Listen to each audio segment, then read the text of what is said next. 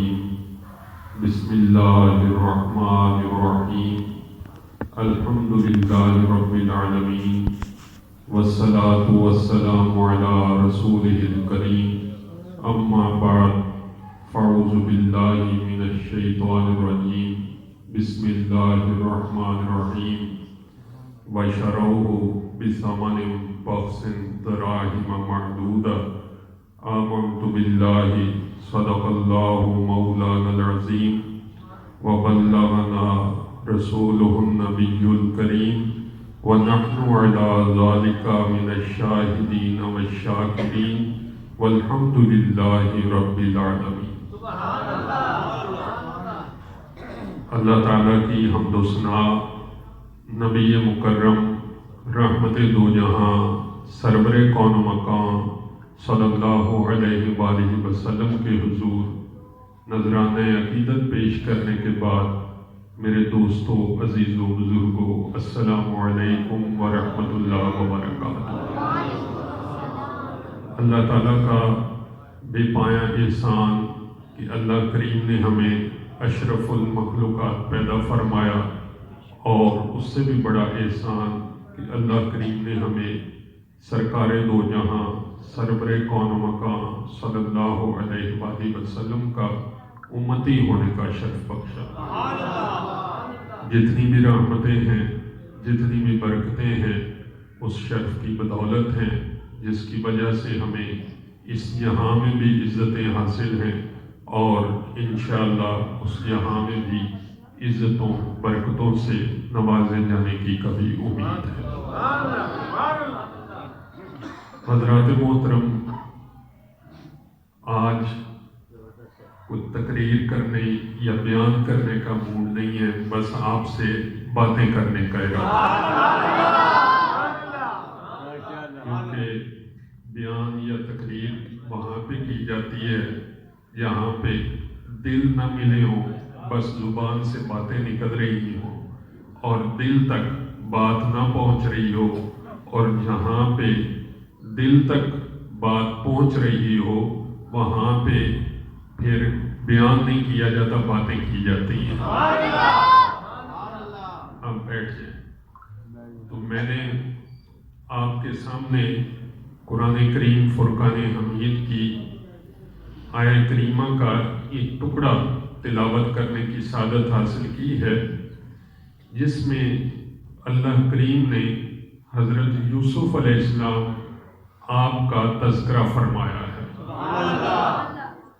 اور وہاں پہ وہ مقام ہے جب حضرت یوسف علیہ السلام آپ کے بھائیوں نے حضرت یوسف علیہ السلام کو قافلے والوں کے ہاتھوں فروخت کر دیا. تو قرآن کہتا ہے وَشَرَوْهُ بِثَمَنٍ بَخْسٍ دَرَاهِمَ مَعْدُودَةٍ، کہ ان کو حضرت یوسف علیہ السلام کی بھائیوں کو حضرت یوسف علیہ السلام کی قدر ہی نہیں تھی، انہوں نے تھوڑے سے داموں کے بدلے حضرت یوسف علیہ السلام کو فروخت کر دیا. تو حضرات محترم، اب ایک طرف حضرت یوسف علیہ السلام کے بھائی ہیں اور دوسری طرف حضرت یعقوب علیہ السلام ہے، کہ جب حضرت یعقوب علیہ السلام آپ کے سامنے حضرت یوسف علیہ السلام اپنا خواب بیان فرماتے ہیں، تو حضرت یعقوب علیہ السلام حضرت یوسف علیہ السلام سے فرماتے ہیں، توجہ ہے نا؟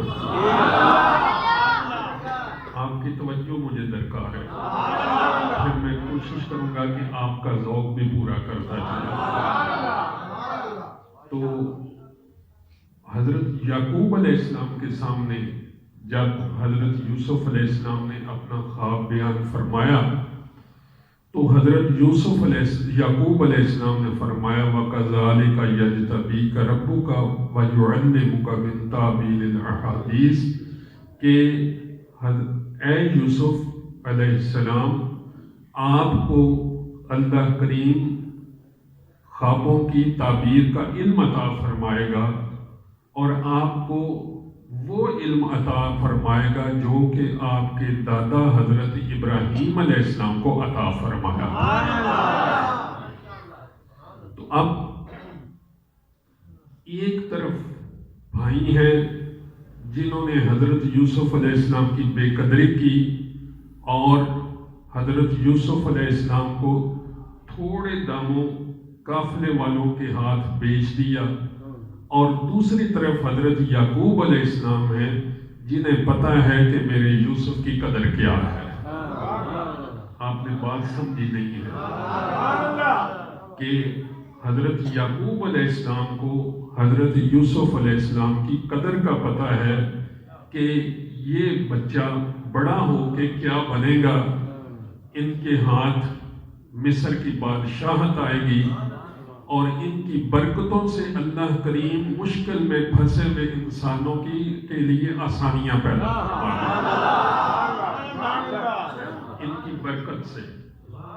اور کس طرح سے وہ برکت پیدا ہوئی کہ آپ دیکھیے کہ بادشاہ کو خواب آتا ہے کہ 7 موٹی گائیں ہیں، انہیں 7 دبلی گائیں جو ہیں وہ کھا رہی ہیں، اور پھر 7 سرسبز خوشیں ہیں اور ساتھ ہی خشک 7 خوشیں ہیں۔ تو یہ خواب جب بادشاہ نے اپنے درباریوں سے پوچھا، اپنے درباری جو اس کے علم رکھنے والے تھے ان سے پوچھا، تو انہوں نے کہا یہ پریشان خواب ہے، ہم اس کی تعبیر نہیں بتا سکتے، ہم اس کی تعبیر نہیں بتا سکتے۔ گویا درباریوں کا علم ختم ہو گیا، اور درباریوں کو بھی پتا تھا کہ ہمارا علم محدود ہے، بادشاہ کے خواب کو بتانے کے لیے کسی اور علم کی ضرورت ہے۔ یہ علم یونیورسٹیوں کا علم نہیں ہے، یہ علم اسکول کالج کا علم نہیں ہے، یہ کیمسٹری فزکس کا علم نہیں ہے۔ بادشاہ کے خواب کو بتانے کے لیے کسی ایسے علم کی ضرورت ہے جسے عام شخص حاصل نہ کر سکے، بلکہ رب کی بارگاہ سے ڈائریکٹ رب اپنے بندے کے سینے پہ نازل فرمائے۔ ایسے علم کی ضرورت ہے۔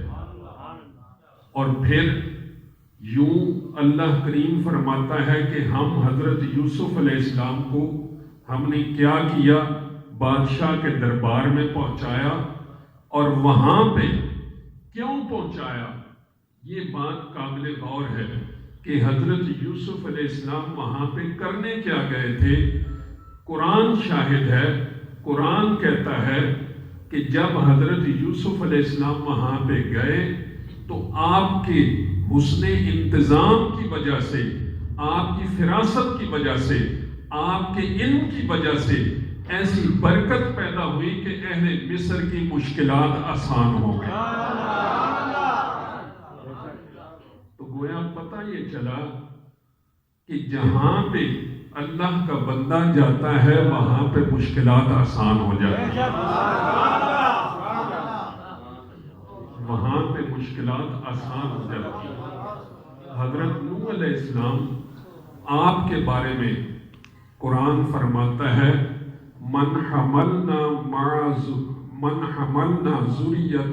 ذریت من حملنا مع نوح، اے وہ لوگوں ان لوگوں کی اولاد جنہوں نے حضرت نوح علیہ السلام کے ساتھ سواری کی تھی۔ اور ان کی اولاد کون ہے؟ ہم سارے ان کی اولاد بیٹھے ہیں، ہم سارے ان لوگوں کی اولاد بیٹھے ہیں جن لوگوں نے حضرت نوح علیہ السلام کے ساتھ سواری کی تھی۔ ذریت من حملنا مع نوح، اور اللہ کریم نے حضرت نوح علیہ السلام کی وہاں پہ صفت کون سی بیان فرمائی؟ انہو کان عبدا شکورا، کہ حضرت نوح علیہ السلام اللہ کے شکر گزار بندے تھے۔ اور یہ حضرت نوح علیہ السلام کی شکر گزاری کی برکتیں ہیں جس کی وجہ سے ہم لوگوں کو نئی زندگیاں عطا ہوئی، ہم لوگ یہاں پہ بیٹھے ہوئے ہیں۔ یہ حضرت نوح علیہ السلام کی شکر گزاری کی برکت ہے جو ہم آج یہاں پہ بیٹھے ہوئے ہیں، جو لیل و نہار کو ہم یہاں پہ بیٹھ کر انجوائے کر رہے ہیں۔ یہاں پہ بیٹھ کر ہم زندگی کے مزے لوٹ رہے ہیں، یہ سارے کے سارے کس وجہ سے ہے؟ یہ حضرت نوح علیہ السلام کی اس شکر گزاری کا صدقہ ہے جو ہمیں عطا ہو رہا ہے۔ تو حضرات محترم، اللہ کریم نے اپنے پاک بندے کس وجہ سے بنائے؟ اس وجہ سے بنائے تاکہ ان کی برکتوں سے دنیا میں زندگی پیدا ہو سکے، مردہ انسان زندہ ہو سکے، کیونکہ اصل حدیث پاک سے یہ بات ثابت ہے کہ انسان جسم کا بنا نہیں ہوا، انسان کے اندر روح بھی موجود ہے، اور انسان اس روح کی تازگی چاہتا ہے، اس روح کو زندہ کرنا چاہتا ہے۔ اور اصل زندگی کون سی ہے؟ اصل زندگی وہ زندگی ہے جس کا دل زندہ ہو جائے، جس کا دل زندہ ہو جائے۔ تو میں واپس آپ کو اس مقام پر لے کے جاؤں گا جہاں سے میں چلا تھا کہ دو قسم کے رویے آپ نے حضرت یوسف علیہ السلام کے بارے میں دیکھے۔ ایک رویہ بے قدری کا تھا اور ایک قدردانی کا تھا، اور قدر کرنے والا ہی قدر کر سکتا ہے۔ بندے کی قدر اسے ہی پتہ ہوتی ہے جو کہ قدر کرنے والا ہوتا ہے، اور قدر کرنے والوں کے لیے اللہ کریم نے فرمایا ہے کہ میں ان کو اچھا ٹھکانہ بھی عطا فرماتا ہوں، ان کے لیے مشکلات بھی آسان کرتا ہوں، ان کے لیے سارے وسائل بھی پیدا کرتا ہوں۔ آپ نے توجہ میری طرف رکھنی ہے، کوئی بات نہیں، کوئی بات نہیں۔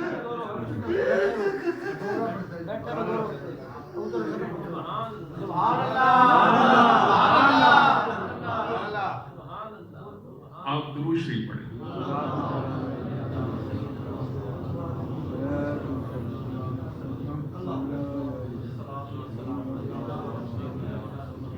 نعرہ تکبیر،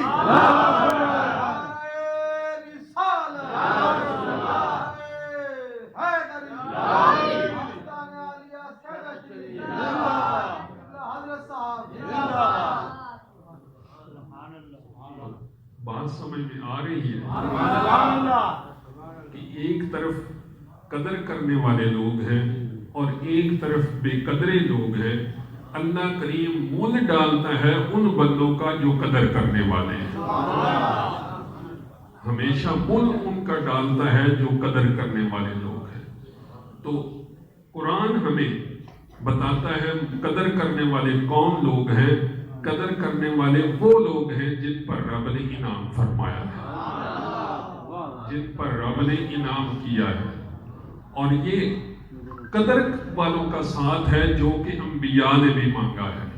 حضرت یوسف علیہ السلام جب ساری آپ کو انعامات مل گئے نا، آپ کو مملکت بھی مل گئی، آپ کو مصر کی بادشاہی بھی مل گئی، آپ کو محلات میں جگہ بھی مل گئی، اور پھر آپ کے سامنے آپ کے بھائیوں نے سجدہ بھی کر لیا، یہ سارے انعامات جب ہو گئے تو حضرت یوسف علیہ السلام نے ایک دعا مانگی۔ آپ نے فرمایا یا اللہ تو نے مجھے مملکت بھی عطا فرما دی ہے، تو نے مجھے بھائیوں کے سامنے سرخرو بھی کر دیا ہے، یہ ساری انعامات بھی عطا فرما دی ہیں، تو آپ نے ایک دعا مانگی توفانی مسلما والحقنی بالصالحین، یا اللہ مجھے موت بھی ایمان کی عطا کرنا اور میرا انجام بھی ان لوگوں کے ساتھ کرنا جن پر تو نے فضل فرمایا ہے، جن پر تو نے فضل فرمایا ہے۔ تو اللہ کریم نے انبیاء علیہ السلام کی اس دعا کو قرآن کریم کی زینت فرمایا ہے، اور یہ ہمارے لیے بھی سبق ہے کہ ہم فضل والوں کا ساتھ مانگتے رہیں۔ مجھ سے کسی نے پوچھا کہ حضرت صاحب ہم نے سنا ہے کہ پہلے بزرگ فرمایا کرتے تھے کہ بندے بن جاؤ، بندے بن جاؤ، تو بندہ کس طرح سے بنتا ہے؟ اب سوال پیدا ہوتا ہے کہ بندہ کس طرح سے بنتا ہے؟ تو میں نے انہیں عرض کیا کہ بندوں کے ساتھ مل جاؤ تم بھی بندے بن جاؤ گے۔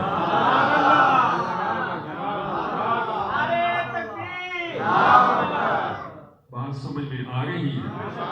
بندوں کے ساتھ مل جاؤ تم بھی بندے بن جاؤ گے، کیونکہ قاعدہ ہے کہ اگر بندہ چوروں کے ساتھ مل جائے تو چوری نہ بھی کرے تو بندے چور کہنا شروع کر دیتے ہیں، شرابی کے ساتھ مل جائے تو شراب نہ بھی پیے تو لوگ اسے شرابی کہنا شروع کر دیتے ہیں۔ اسی طرح رشوت خور کے ساتھ مل جائے تو رشوت نہ بھی لے تو لوگ اسے راشی کہنا شروع ہو جاتے ہیں۔ تو اگر لوگوں کی وجہ سے لوگ پہچانے جاتے ہیں تو اسی طرح بندہ اللہ والوں کے ساتھ مل جائے تو اللہ والوں کے اگر کام میں کوتاہی کر بھی دے تو لوگ اسے اللہ والا کہنا شروع کر دیتے ہیں۔ بات سمجھ میں آ رہی ہے؟ یہ قاعدہ نہیں ہے، اللہ نے یہ کلیہ نہیں رکھا ہوا کہ ہم اللہ کے بندوں کے ساتھ ملے بغیر اللہ کی معرفت حاصل کر سکے۔ یہ کام اللہ کریم نے یہ کلیہ ہی نہیں رکھا ہوا۔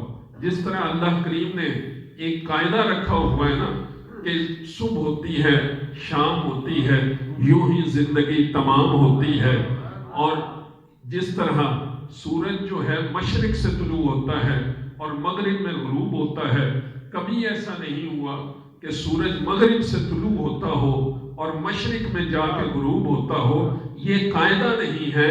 اسی طرح اللہ کریم نے یہ قاعدہ رکھا ہی نہیں ہے کہ بندے نے رب کی معرفت حاصل کرنی ہو، رب کا رستہ حاصل کرنا ہو، رب کی طرف جانا ہو، رب کی معرفت حاصل کرنی ہو تو بندہ بغیر رب کے بندوں کے پاس آئے یہ سب کچھ حاصل کر لے۔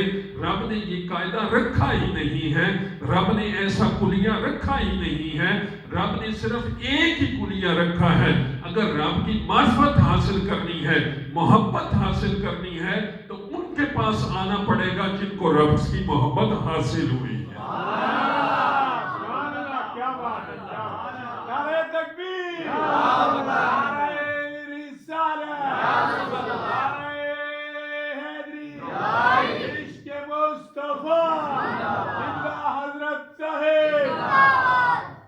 بات سمجھ میں آ رہی ہے؟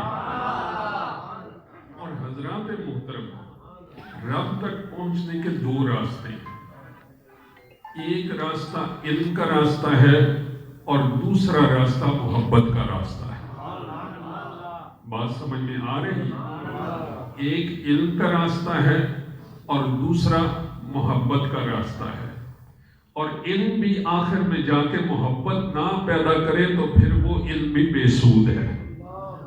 جو علم محبت پیدا نہ کر سکے وہ علم بے سود ہے، کیونکہ اللہ کریم نے محبت کو ہی آخر کار انجام بنایا ہے، اور اللہ کریم فرماتا ہے قُلْ إِن كُنتُمْ تُحِبُّونَ اللَّهَ فَاتَّبِعُونِي يُحْبِبْكُمُ اللَّهُ کہ اے محبوب فرما دیجئے کہ اگر اللہ کی محبت چاہیے تو پھر میری اتباع کرنا شروع کر دو، تمہیں محبت عطا ہو جائے گی۔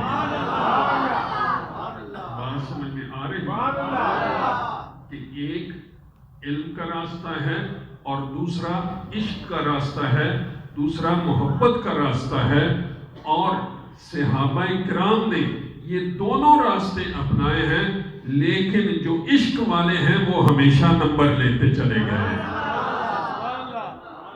صدیق اکبر رضی اللہ تعالیٰ عنہ، آپ کو معرفت بھی حاصل ہوئی ہے، لیکن یہ معرفت کس وجہ سے حاصل ہوئی ہے؟ عشق کی وجہ سے حاصل ہوئی ہے، محبت کی وجہ سے حاصل ہوئی ہے کہ آپ کو سرکار دو جہاں صلی اللہ علیہ وسلم کی محبت اس قدر ہے کہ آپ نے اس محبت میں مارے بھی کھائی ہیں، اس محبت میں گھر بھی چھوڑا ہے، اولاد بھی قربان کی ہے، اپنا گھر بار قربان کیا ہے، کاروبار قربان کیا ہے۔ نبی کریم صلی اللہ علیہ وسلم آپ نے فرمایا صدیق میں نبی بن کے آیا ہوں، صدیق نے اقرار کیا ہے یا رسول اللہ صلی اللہ علیہ وسلم آپ نبی بن کے آئے۔ نبی کریم صلی اللہ علیہ وسلم آپ نے فرمایا صدیق گھر چھوڑنا ہے تو نبی کریم صدیق اکبر رضی اللہ تعالیٰ عنہ آپ نے ایک لمحہ نہیں گزارا. آپ نے فرمایا یا رسول اللہ صلی اللہ علیہ وسلم آپ جو فرماتے ہیں میں کر گزرنے پر تیار ہوں. آپ فرماتے ہیں گھر چھوڑنا ہے تو میں گھر چھوڑنے پر تیار ہوں. آپ فرماتے ہیں اولاد چھوڑنی ہے میں اولاد چھوڑنے پر تیار ہوں. آپ فرماتے ہیں کاروبار چھوڑنا ہے میں کاروبار چھوڑنے پر تیار ہوں. یہ سب کچھ چھوڑنے پر تیار ہوں صرف ایک مقصد کے لیے کہ آپ کا عشق مجھے حاصل ہو جائے, آپ کی محبت مجھے حاصل ہو جائے. تو حضرات محترم دو رستے ہیں, ایک علم کا رستہ ہے اور ایک محبت کا رستہ ہے. اور بزرگان دین فرماتے ہیں جو بندہ علم حاصل نہ کر سکے اسے کیا کرنا چاہیے, کسی علم والے کی محبت حاصل کر لینی چاہیے. بات سمجھ میں آ رہی ہے؟ جو بندہ علم حاصل نہ کر سکے تو اسے کیا کرنا چاہیے, اسے کسی علم والے کی محبت لے لینی چاہیے, علم والے کی محبت حاصل کر لینی چاہیے. تو علم والے کی محبت کیا کرے گی, اسے وہاں پہنچا دے گی جہاں پہ علم والے کا ٹھکانہ ہوگا, اسے وہاں تک لے جائے گی جہاں پہ علم والا پہنچ رہا ہوگا. جہاں تک علم کی رسائی ہے وہاں تک محبت والے کی بھی رسائی ہے. نبی کریم صلی اللہ علیہ وسلم آپ نے سیدنا صدیق اکبر رضی اللہ تعالیٰ عنہ آپ کو غار ثور میں 3 دن رکھ کے آپ نے کیا فرمایا تھا, آپ نے ایک ہی عمل کیا تھا کہ اپنی نگاہ کے ذریعے صدیق اکبر رضی اللہ تعالیٰ عنہ آپ کے دل کو اتنا صاف کر دیا تھا, اتنا پاک کر دیا تھا, اتنا اعلیٰ کر دیا تھا کہ اب جو جلوہ سرکار میں نظر آ رہا تھا وہی جلوہ صدیق اکبر میں نظر آ رہا تھا.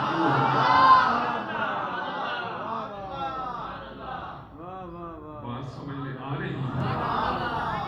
اور غار ثور کیا ہے, غار ثور کیا ہے؟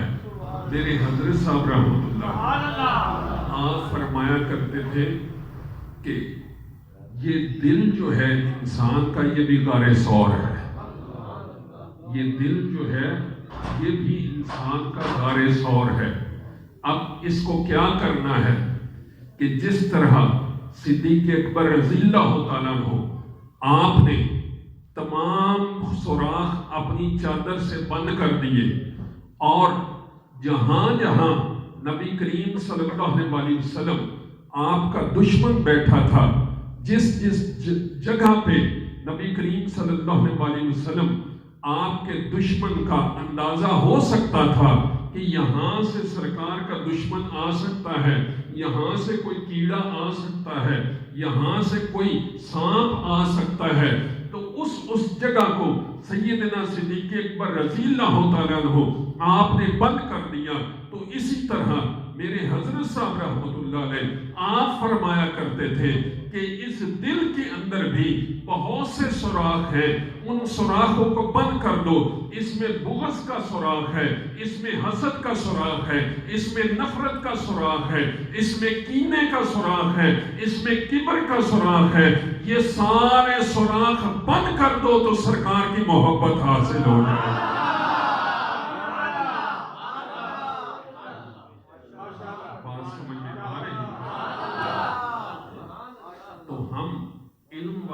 ساتھ کیوں حاصل کرتے ہیں, ہم بزرگان دین کا ساتھ کیوں حاصل کرتے ہیں؟ کیونکہ اب انبیاء نے نہیں آنا, اب صرف صالحین نے آنا ہے, اب اللہ کے بندوں نے آنا ہے, اب بزرگان دین نے آنا ہے, اولیاء اللہ نے آنا ہے. الا ان اولیاء اللہ لا خوف علیہم ولا هم يحزنون, جن کی تعریف یہ ہے کہ انہیں نہ کوئی حزن ہوتا ہے نہ کوئی غم ہوتا ہے.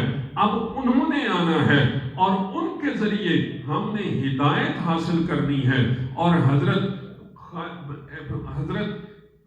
پیر سیال رحمت اللہ علیہ, پیر سیال لجپال رحمت اللہ علیہ آپ سے کسی نے پوچھا کہ حضرت بتائیے تو صحیح کہ خدا کا بندہ ہدایت کیسے دیتا ہے، تو حضرت پیر سیال رحمت اللہ علیہ، خواجہ شمس الدین سیالوی رحمت اللہ علیہ، آپ نے فرمایا کہ جب خدا کا بندہ خدا کا ذکر کرتا ہے تو اس ذکر کی برکت سے اللہ کریم اس پر اپنے ہادی اسم کی تجلی ڈالتا ہے، اور جب اس ہادی اسم کی تجلی ڈالتا ہے تو اس تجلی کی برکت سے وہ بندہ بھی ہدایت دینا شروع کر دیتا ہے۔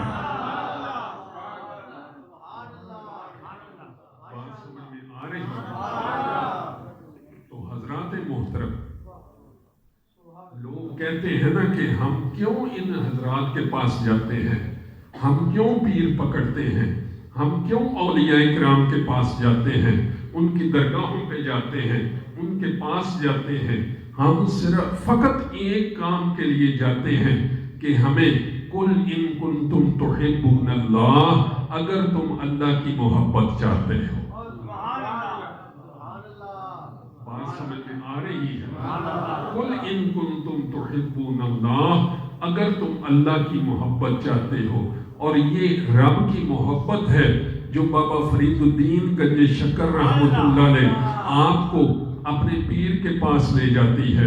حضرت مجدد الفسانی رحمت اللہ علیہ آپ کو اپنے پیر کے پاس، شیخ کے پاس لے جاتی ہے، اور حضرت خواجہ محبوب عالم رحمت اللہ علیہ آپ کو حضرت سائیں توکل شاہ بالوی رحمت اللہ علیہ کے پاس لے جاتی ہے۔ بات سمجھ میں آ رہی ہے؟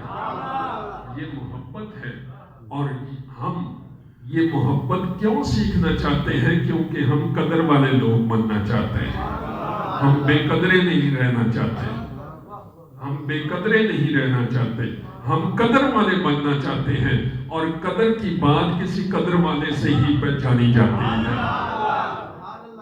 سونار ہی جانتا ہے سونے کی قیمت کیا ہے، ایک جوہری جانتا ہے کہ ایک جو اس نے جوہر پارا ہے اس کی قیمت کیا ہے، اس کی قدر کیا ہے۔ تو انسان کی قدر بھی کوئی انسانیت والا جانتا ہے۔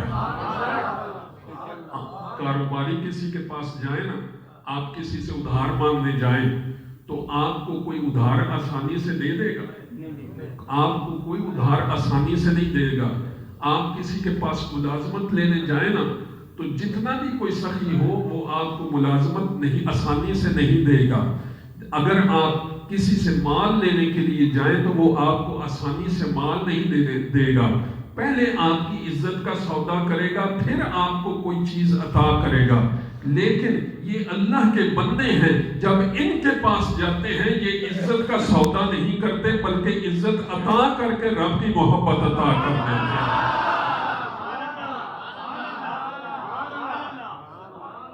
بات سمجھ میں آ رہی ہے؟ یہ انسان کی عزت بڑھا دیتے ہیں۔ میاں شیر محمد شرک پوری رحمت اللہ علیہ ایک بہت بڑے بزرگ ہوئے ہیں، ان کے پاس ایک مرتبہ کوئی شخص گیا تو وہ ذات کا چودھری تھا، اور اس کے ساتھ ایک اس کا کمی تھا، اور وہ چودھری اپنے کمی کو سمجھاتا جا رہا تھا کہ میں میاں صاحب کے پاس جا رہا ہوں، اور وہاں پہ جا کے میاں صاحب کا یہ وتیرہ ہے کہ وہ اپنے پاس بٹھا کے کھانا کھلاتے ہیں، تو میرا کمی ہے تو تو میرے سے دور رہنا، وہاں پہ میرے ساتھ بیٹھ کے کھانا مت کھانا۔ اب یہ ساری باتیں وہ آپس میں کرتے چلے آ رہے ہیں، اور ایک وہ چودھری اپنے کمی کو یہ بات سمجھا رہا ہے کہ تو عزت میں کم ہے اور میں عزت میں زیادہ ہوں، مرتبے میں زیادہ ہوں، میرے پاس مت بیٹھنا۔ تو لیکن اسے یہ نہیں پتا تھا کہ خدا کا بندہ اپنی آنکھوں سے نہیں دیکھتا، اس کی آنکھوں میں خدا کا نور آ جاتا ہے، وہ اس نور سے دیکھتا ہے، اس کے کان خدا کے کان ہوتے ہیں، وہ سنتا ہے جو خدا اسے سنانا چاہتا ہے۔ تو یہ اسے نہیں معلوم تھا۔ وہ جب میاں صاحب رحمت اللہ علیہ آپ کے پاس گیا تو میاں صاحب رحمت اللہ علیہ آپ نے کھانا منگوایا، اور کھانا منگوا کے آپ نے جب کھانا کھلانے لگے تو آپ نے چودھری کو سائیڈ پہ بٹھا دیا اور وہ جو کمی تھا اسے اپنے پاس بٹھا کر آپ فرمانے لگے تو چودھری کا کمی ہے، میں مصطفیٰ کا کمی ہوں، آپ دونوں کمی مل کر کھانا کھاتے ہیں۔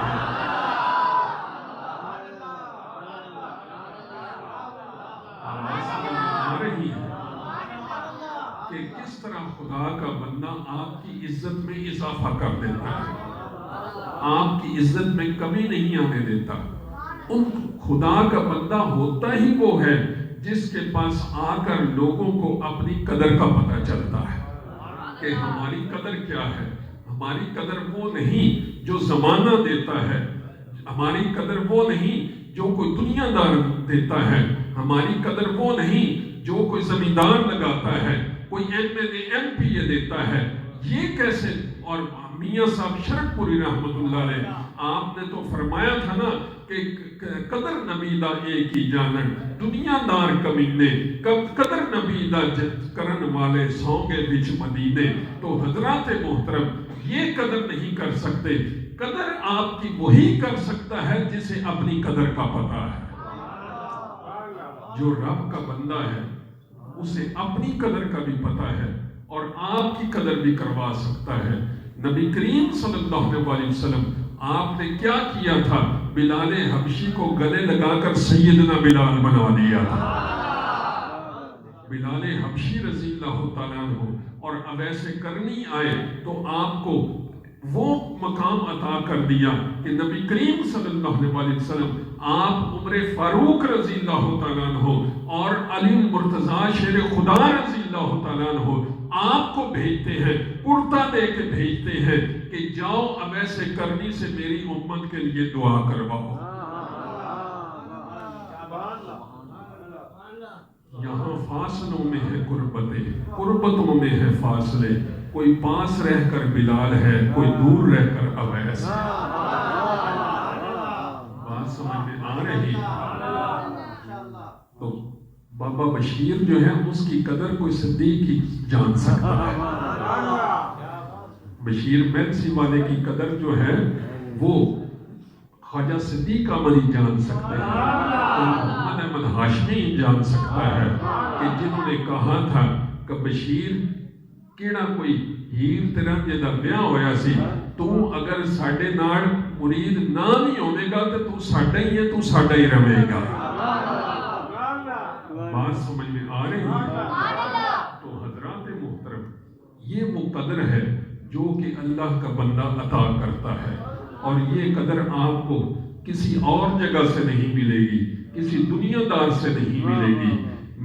حضرت سائیں توکل شاہ امبالوی رحمت اللہ علیہ، آپ کے پاس ایک مائی آ گئی، دعا کروانے کے لیے آ گئی، تو آپ نے فرمایا مائی میں تو دعا کرتا نہیں ہوں، میں تو کوئی اللہ کا بندہ نہیں ہوں، تم کسی بندے کو تلاش کرو جس سے دعا کرواؤ۔ آخر اس مائی نے عرض کیا کہ اب جو کچھ بھی ہوگا میں دعا آپ سے کروا کے جاؤں گی۔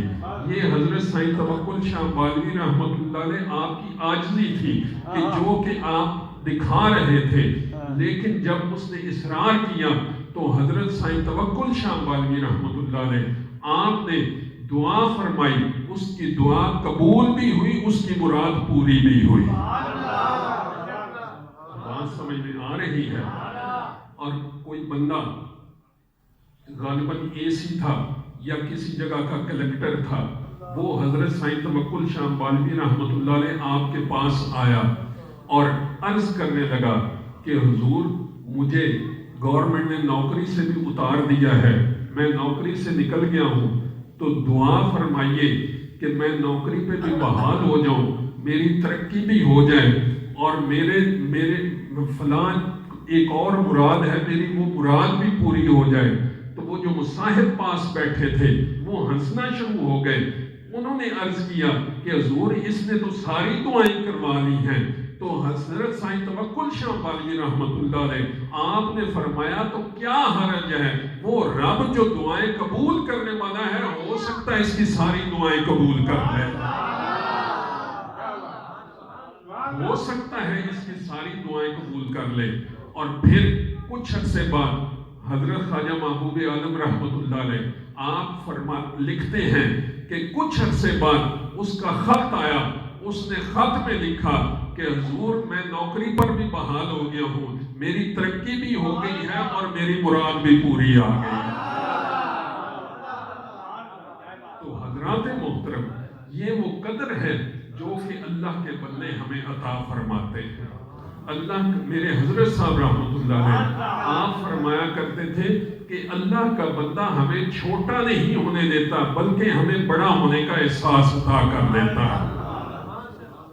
ان کے سامنے ہر کسی نے آنا ہوتا ہے, وہ بندے کی قدر کرواتا ہے. اور نبی کریم صلی اللہ علیہ وسلم آپ نے اپنے صحابہ کرام کی قدر کروائی ہے, آپ نے اپنے ساتھیوں کی قدر کروائی ہے. جو بھی آپ کا ساتھی بن کے آیا ہے تو نبی کریم صلی اللہ علیہ وسلم آپ نے اس کی قدر کروائی ہے.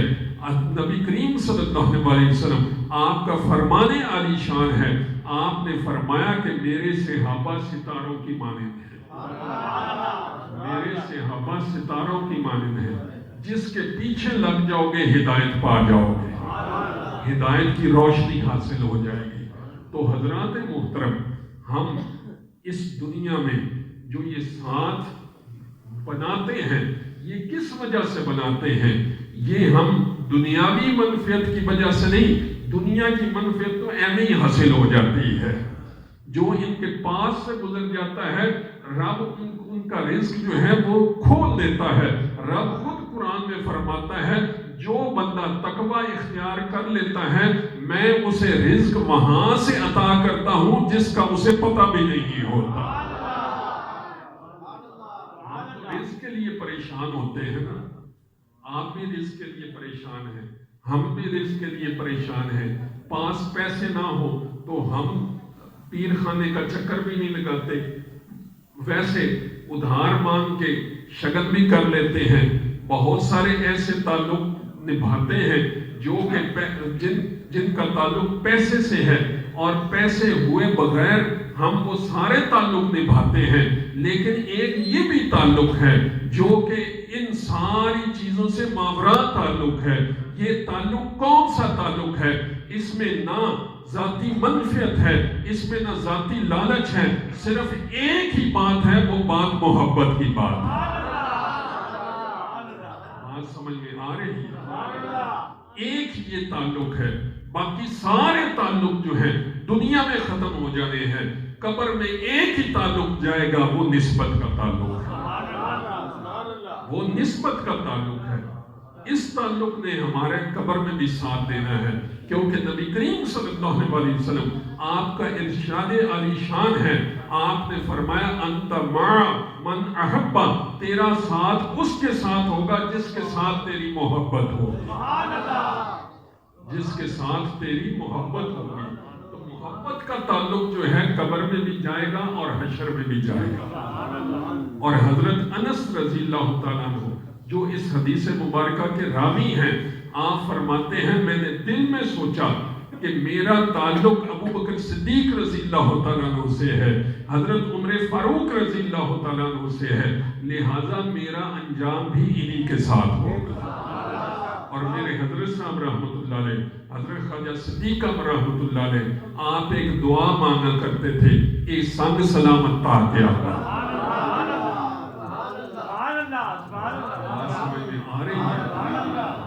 سنگ سلامت تا کیا. یہ سنگ سلامت, اور اس سنگ نے جو ہے آگے ساتھ نبھانا ہے. یہ سنگ ہمیں کہاں پہ لے کے جاتا ہے؟ یہ سنگ ہمیں چلتا چلتا چلاتا چلاتا کہاں لے کے جاتا ہے؟ سرکار کی بارگاہ میں لے کر جاتا ہے, اور سرکار ہمیں کہاں لے جائیں گے؟ خدا کی بارگاہ میں لے کر جائیں گے. بات سمجھ میں آ رہی ہے؟ تو اس تعلق کی قدر کرنا سیکھیں کہ یہ تعلق جو ہے کس طرح ہم نے نبھانا ہے.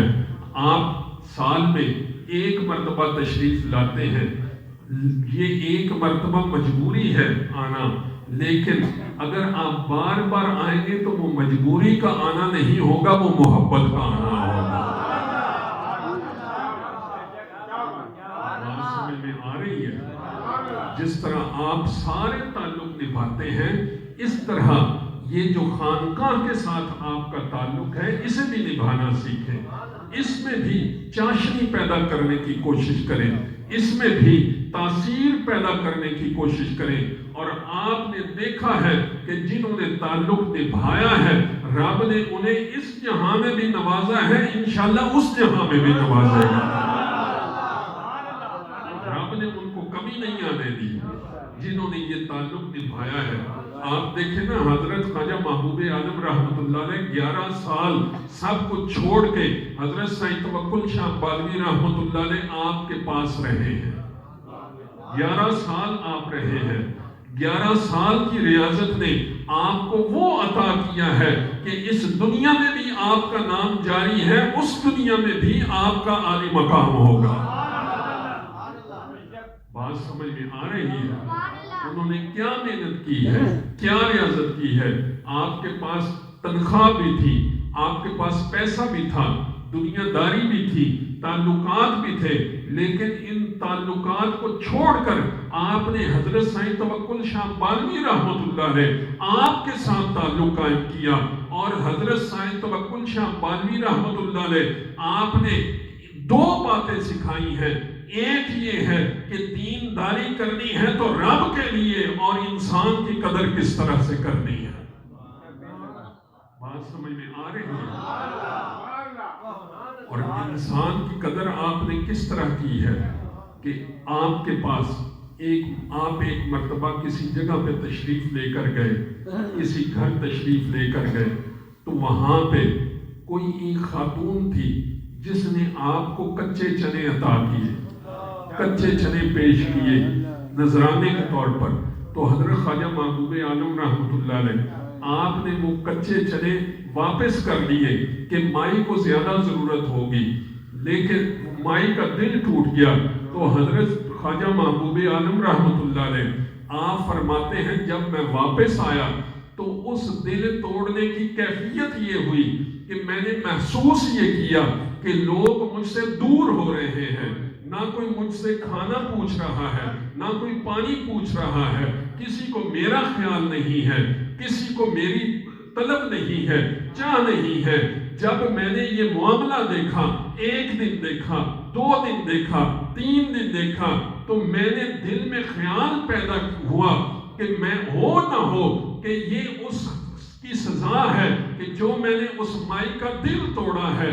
آپ واپس تشریف لے کر گئے، اس مائی کے گھر جا کے اس سے کچے چنے طلب کیے، اور اس کے سامنے کچے چنے چبا کر آپ نے عرض کی مائی ہونتے راضی ہو جا،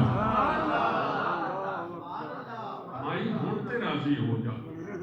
یہ وہ قدر ہے جو کہ حضرت سائیں توکل شاہ بالوی رحمۃ اللہ علیہ آپ نے حضرت خواجہ محبوب عالم رحمۃ اللہ علیہ آپ کو سکھائی ہے۔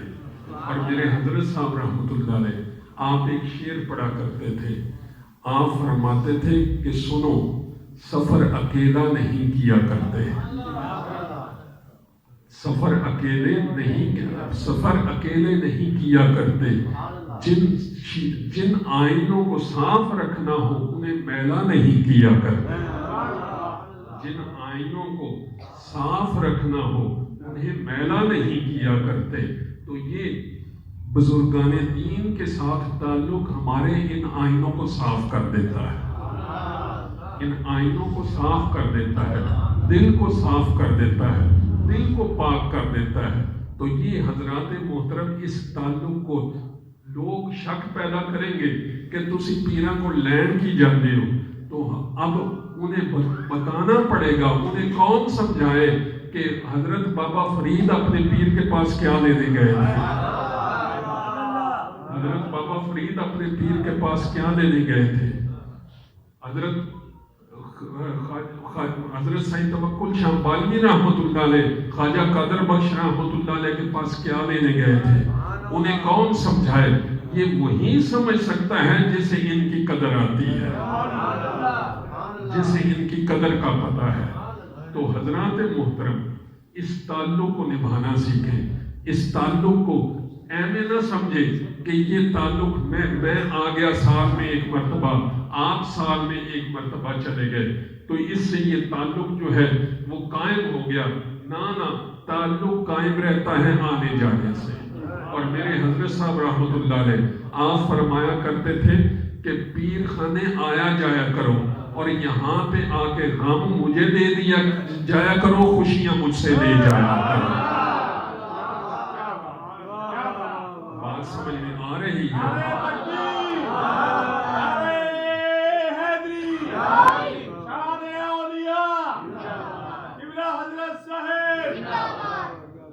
مجھ سے خوشیاں لے جایا کرو۔ تو ہم ان جگہوں پر غم ہلکا کرنے کے لیے جاتے ہیں۔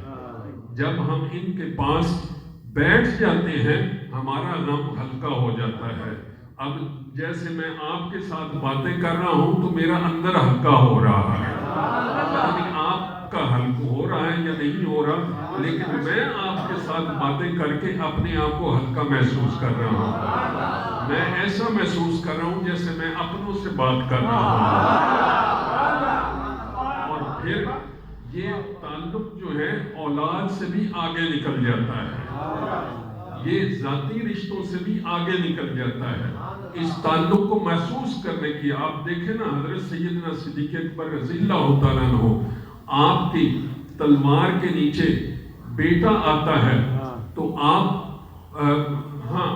بیٹا کہتا ہے کہ بابا جان آپ میری تلوار کے نیچے آئے تھے، میں نے آپ کو چھوڑ دیا تھا، لیکن اگر آپ حضرت صدیق اکبر رضی اللہ تعالیٰ عنہ آپ فرماتے ہیں اگر آپ میری ایک تلوار کے نیچے ایک مرتبہ آتے تو میں نہ جانے دیتا۔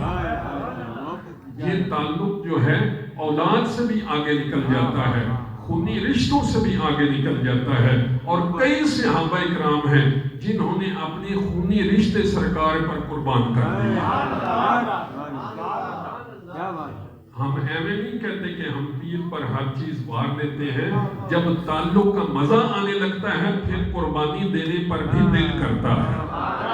جتنا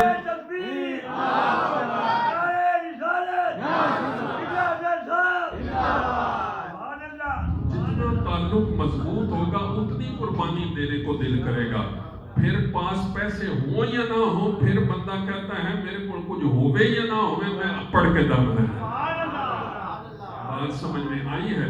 جس طرح اس چور نے چھلانگ ماری تھی نا دریا میں، کہ دریا تو غیامی میں آیا ہوا تھا اور اس نے دریا میں اس وجہ سے چھلانگ ماری تھی کہ اگر میرے پیر نے گناہ تو بچایا تو دریا تو بھی بچا لے گا۔ بات سمجھ میں آ رہی ہے؟ لوگ تو کہتے ہیں نا آپ کیا لینے جاتے ہیں، ہم یہ محبت لینے جاتے ہیں، یہ مزہ لینے جاتے ہیں، یہ سواد لینے جاتے ہیں، اور یہ سواد کہیں نہیں آتا، صرف پیر کی بارگاہ میں آتا ہے، صرف اس بارگاہ میں آتا ہے جو کہ ہمارے تعلق کو اور مضبوط کر دیتا ہے، جو کہ ہمارے تعلق کو کی قدر کرتا ہے۔ یہ قدر ہمیں کہیں اور سے نہیں ملے گی، یہ جب بھی ملے گی کسی اللہ والے کی بارگاہ سے ملے گی۔ تو حضرات محترم، ہم نے اس تعلق کو مضبوط کرنے کا اہتمام کیا ہوا ہے۔ ہر اسلامی مہینے کی 21 تاریخ کو ہماری ایک محفل ہوتی ہے۔ آپ یہاں بھی محفل کرتے ہیں نا، لیکن ہر مہینے کی 21 تاریخ کو وہاں پہ سیدہ شریف میں ایک تربیتی محفل ہوتی ہے۔ کبھی کبھی اس محفل میں آیا کریں، کبھی کبھی اس محفل میں آیا کریں، اور آپ دیکھیں کہ پھر زندگی کا مزہ کیسا ہوتا ہے، پھر زندگی کیسے گزرتی ہے۔ آپ اپنے پہلے بندے بڑے بھولے بھی ہوا کرتے تھے اور بڑے مخلص بھی ہوا کرتے تھے، ایک سٹیج پہ آ کے وہ دنیا کے تعلق کو پیچھے چھوڑ دیا کرتے تھے۔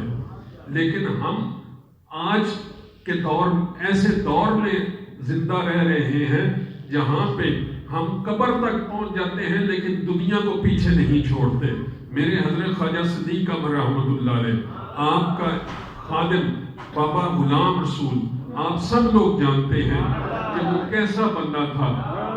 وہ ذات کا چودھری تھا، مربع بھی کافی تھے اس کے، زمین بھی کافی تھی اور مال ڈنگر بھی کافی تھا، لیکن ایک لمحہ ایسا آیا سب کو چھوڑ کر پیر کے دوارے آ گیا، پیر نے اسے وہ عطا کیا جو اسے کوئی بھی عطا نہیں کر سکتا۔ بات سمجھ میں آ رہی ہے؟ تو کبھی کبھی اس تعلق کا مزہ لینے کے لیے سید شریف آیا کریں اور پھر دیکھیں کہ ہماری زندگی جو ہے وہ کیسی گزرتی ہے، وہ کیسے ہم اس تعلق کو جب نبھائیں گے، اس نسبت کو پکا کریں گے، تو پھر ہمارا ایمان بھی مضبوط رہے گا، ہمارا عقیدہ بھی مضبوط رہے گا۔ اور میرے حضرت صاحب رحمۃ اللہ علیہ آپ فرمایا کرتے تھے کہ بچوں کے بڑے ہونے کا انتظار نہ کیا کرو، جب چھوٹے ہوں تو انہیں پیر خانے لایا کرو، کیونکہ یہ بڑا پرفتن دور ہے، بڑا پرفتن دور ہے۔ اس دور کے اندر بڑی پریشانیاں ہیں، ایمان پر حملے ہو رہے ہیں، عقیدے پر حملے ہو رہے ہیں، ہماری اولاد آگے چل کے ہمارے عقیدوں پر سوال کرنا شروع ہو جاتی ہے۔ لیکن حضرات محترم، ہمیں ایمان ملنا ہے تو ان ہستیوں سے ملنا ہے، عقیدہ مضبوط رہنا ہے تو ان ہستیوں سے مضبوط رہنا ہے۔ بات سمجھ میں آ رہی ہے؟ تو اللہ کریم سے دعا ہے کہ اللہ کریم ہمیں قدر والا بنائے اور قدر والوں میں رکھے، ہمیں نبی کا قدر کرنا سکھائے، ہمیں اولیاء کی قدر کرنا سکھائے، ہمیں اس تعلق کی قدر کرنے کی توفیق عطا فرمائے جو تعلق ہم نے بنا رکھا ہے۔ اور یہ تعلق ایسا ہے کہ میں نے عرض کیا کہ اس نے ہمارے کام آنا ہے، اور کسی تعلق نے ہمارے حشر میں کام نہیں آنا، اس تعلق نے کام آنا ہے، اور اسے مضبوط کرنے کی کوشش کریں۔ جتنا مضبوط کرتے جائیں گے رب کی رحمت نازل ہونا شروع ہو جائے گی، رب کی رحمت نازل ہونا شروع ہو جائے گی۔ اور بات چلتی جا رہی ہے، میں کوشش کروں گا کہ بات کو سمیٹ سکوں۔ حضرت یوسف علیہ السلام، آپ نے ایک موقع پر فرمایا تھا کہ میں اپنے نفس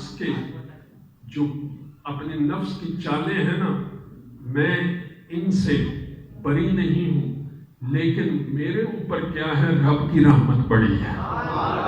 اور وہاں پہ مفسرین نے فرمایا ہے کہ انبیاء کرام میں بھی نفس ہوتا ہے، لیکن ان کا نفس ہر وقت رب کی رحمت کی آغوش میں ہوتا ہے، اور چاہے وہ چھوٹے ہوں، چاہے یعنی عمر میں جب ان کی عمر چھوٹی ہوتی ہے، چاہے اس وقت ہو، چاہے ان کی جس عمر کے حصے میں بھی ہو، ان پر رب کی رحمت اس طرح سے ان کو اپنی آغوش میں لیے رکھتی ہے کہ اس رب کی رحمت کی آغوش کی وجہ سے وہ معصوم ہوتے ہیں۔